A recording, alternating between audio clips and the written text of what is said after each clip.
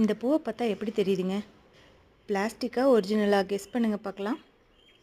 இல்லை கலர் அடித்து வச்சுருக்காங்கன்னு நினைக்கிறீங்களா? ரீசெண்டாக விவேரா மால் போயிருந்தோம். அங்கே போனது என்னமோ ஜூடியோவில் ஷாப்பிங் பண்ணுறதுக்காக தான். ஆனால் கீழே கிரவுண்ட் ஃப்ளோரில் வந்து ஒரு நர்சரியில் இந்த பூச்செடியை பார்த்தேன். இது ஒரிஜினல் பிளான்ட் தாங்க. பார்த்தோன்னே விட்டுட்டு வரக்கு ஒரு மனசே இல்லை, அவ்வளோ ரொம்ப பிடிச்சி போச்சு. இது வருமா வராதா அந்த தாட்டெல்லாம் எனக்கு யோசிக்கவே தோணலை. இப்படி கொத்தா பார்த்தோன்னே அப்படியே பொக்கே மாதிரி அழகாக இருந்தது. பொக்கே ஒரு 1000 500ன்னு போட்டு வாங்குறாங்க. சரி இதுக்கு நம்ம ஒரிஜினல் செடியவே வாங்கி வைக்கலாம், வந்தால் வருது வெரைட்டி போகுது அப்படின்ட்டு வாங்கினேன். இந்த ஒரு செடியோட காஸ்ட் வந்து 130 ரூபா.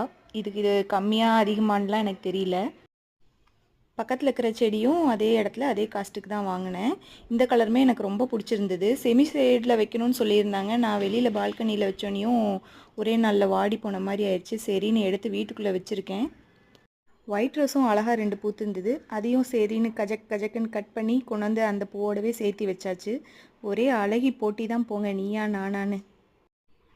எனக்கு செடியிலேயே பூ இருக்கிறது தான் ரொம்ப பிடிக்கும். அதிலே இருக்கிற போது பார்க்கும்போது ரொம்ப அழகாக இருக்கும்.